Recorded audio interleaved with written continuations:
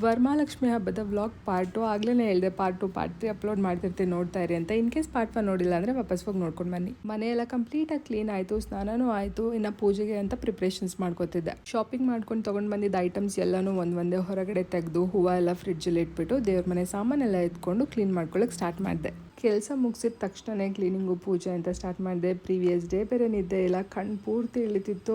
ಆದ್ರೂ ನನ್ನ ಫ್ರೆಂಡ್ ಹೇಳಿದ್ದ 100% ಭಕ್ತಿ ಇಟ್ಟು ಪೂಜೆ ಮಾಡು, ಇಲ್ಲಾಂದರೆ ಮಾಡೋಕ್ಕೆ ಹೋಗ್ಬೇಡ ಅಂತ. ಹೊಟ್ಟೆ ಹಸಿವು, ನಿದ್ದೆ ಇದೆಲ್ಲ ಸ್ವಲ್ಪ ಹೊತ್ತು ಸೈಡಲ್ಲಿ ಇಟ್ಬಿಟ್ಟು ಕಂಪ್ಲೀಟ್ ಕಾನ್ಸಂಟ್ರೇಷನ್ನ ಪೂಜೆಯ ಪ್ರಿಪ್ರೇಷನ್ಸ್ ಮೇಲೆ ಕೊಟ್ಟೆ. ಹಬ್ಬಕ್ಕೆ ಅಂತ ಒಂದಷ್ಟು ಪ್ಲಾನ್ ಮಾಡಿ ಈ ಥರನೇ ಮಾಡಬೇಕು ಅಂತ ಪ್ಲಾನ್ ಮಾಡಿ ಇಟ್ಟಿದ್ದೆ. ಬಟ್ ಮೂಡ್ ಆಫ್ ಆಗಿದ್ರಿಂದ ಏನು ಮಾಡಬೇಕು ಅನ್ನೋ ಮನ್ಸು ಬರಲಿಲ್ಲ. ಎಷ್ಟು ಸಿಂಪಲ್ ಆಗಿ ಆಗುತ್ತೋ ಅಷ್ಟು ಸಿಂಪಲ್ ಆಗಿ ಶ್ರದ್ಧೆ ಭಕ್ತಿಯಿಂದ ಮಾಡೋಣ ಅಂತ ಡಿಸೈಡ್ ಆದ. ನನಗೆ ಯಾಕೆ ವರಮಹಾಲಕ್ಷ್ಮಿ ಹಬ್ಬ ತುಂಬಾ ಇಷ್ಟ ಅಂತಂದ್ರೆ ಇದೊಂಥರ ಸ್ಪೆಷಲ್ ಡೇ ನನಗೆ. ಬಿಕಾಸ್ ನಾನು ಹುಟ್ಟಿದ್ದು ವರಮಹಾಲಕ್ಷ್ಮಿ ಹಬ್ಬದ ದಿನ, ಅದಕ್ಕೆ ನನ್ನ ಹೆಸರು ವರಲಕ್ಷ್ಮಿ. ಅಮ್ಮನಿಗೆ ಉಡ್ಸಕ್ಕೆ ಅಂತ ಮುಂಚೆನೆ ಅಂಗಡಿಯಿಂದ ಒಂದು ಸೀರೆ ತಂದಿಟ್ಟಿದ್ದೆ. ಶಾರ್ಪ್ 4 o'clockಗೆಲ್ಲ ಪ್ರಿಪ್ರೇಷನ್ಸ್ನ ಸ್ಟಾರ್ಟ್ ಮಾಡ್ಕೊಂಡೆ. ಸಿನ್ಸ್ ಒಬ್ಳೇ ಇದ್ದಿದ್ರಿಂದ ತುಂಬಾನೇ ಟೈಮ್ ಆಗೋಯ್ತು. ಬಟ್ ಎಲ್ಲ ಕಂಪ್ಲೀಟ್ ಆದಮೇಲೆ ನಮ್ಮ ಮನೆ ದೇವ್ರ ಮನೆ ನೋಡೋಕ್ಕೆ ನಂಗೆ ಒಂಥರ ಖುಷಿ ಆಗ್ತಿತ್ತು. ಸಿಂಪಲ್ ಆಗಿ ಮಾಡಿದ್ರು ತುಂಬ ಕ್ಯೂಟ್ ಆಗಿ ಅಚ್ಚುಕಟ್ಟಾಗಿ ಮಾಡಿದ್ದೀನಿ ಅಂತ ಅನಿಸ್ತು. ಭಕ್ತಿಯಿಂದ ತಾಯಿ ಲಕ್ಷ್ಮೀ ದೇವಿನ ಬೇಡ್ಕೊಂಡು ಪೂಜೆ ಎಲ್ಲ ಮುಗಿಸ್ದೆ. ಈ ಹಬ್ಬದಲ್ಲಿ ದೇವ್ರ ಮುಂದೆ ಕುತ್ಕೊಂಡು ಹಾಡು ಹೇಳೋದಂತೂ ಖಂಡಿತ ಮಿಸ್ ಮಾಡ್ಕೊಳ್ಳಲ್ಲ. You guys in my next video.